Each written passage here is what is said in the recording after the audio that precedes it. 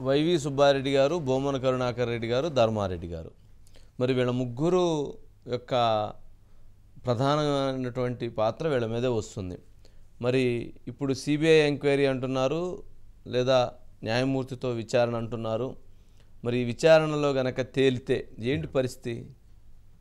వీళ్ళు గనక దీంట్లో వీళ్ళ పాత్ర ఉంది, వీళ్ళు కక్కుర్తి పడ్డారు, వీళ్ళు కింద వాళ్ళు దీన్ని ఇదిగా చేశారు, ఇది ఉల్లంఘనలకు అతిక్రమించే చేశారు, రెండు దీంట్లో ఈ ఆయిల్ కలిపారు, ఇప్పుడు ఆల్రెడీ రిపోర్ట్లో స్పష్టంగా తేలిపోయింది, రేపు విచారణలో కూడా తేలిపోతే ఇంకేంటి పరిస్థితి?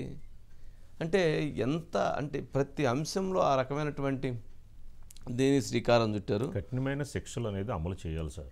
కఠినమైన శిక్షలు లేవండి ఈ విషయంలో గనక. ఇది తప్పని తేలితే తిరుమల శ్రీవారి మెట్లు కింద అక్కడ అలిపిరి దగ్గర ఖచ్చితంగా ఉరి తీయాల్సిందే. దాంట్లో వాళ్ళు వీళ్ళని ఏమి లేదు, ఎవరున్నా సరే అటువంటి చేస్తేనే ప్రజలు శాంతిస్తారు, ప్రజల ఆగ్రహం తగ్గేటువంటి పరిస్థితి ఉంది. ఇప్పుడు మనం ఎట్లా ఉంటుందంటే, రోజా మంత్రిగా ఉన్నప్పుడు ఒక కామెంట్ చేసింది, సింహాచలం కొండ మీద దేవుని కట్టడాలు ఉన్నాయి, తిరుమల కొండ మీద శ్రీ వెంకటేశ్వర స్వామి కట్టడాలు ఉన్నాయి, అలాంటిది విశాఖ ఋషికొండ మీద జగన్మోహన్ రెడ్డి ఉండడానికి కట్టడాలు కడితే తప్పేంటి? ఏమిటండి ఇంతటి అహంకారం ఏంటండి?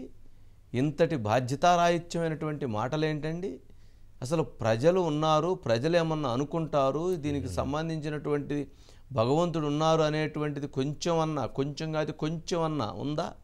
రాజకీయం కోసం, రాజకీయ ప్రయోజనాల కోసం, రాజకీయాల్లో అవసరాల కోసం ఇంత దిగజారుడు వ్యాఖ్యలని చేస్తారా?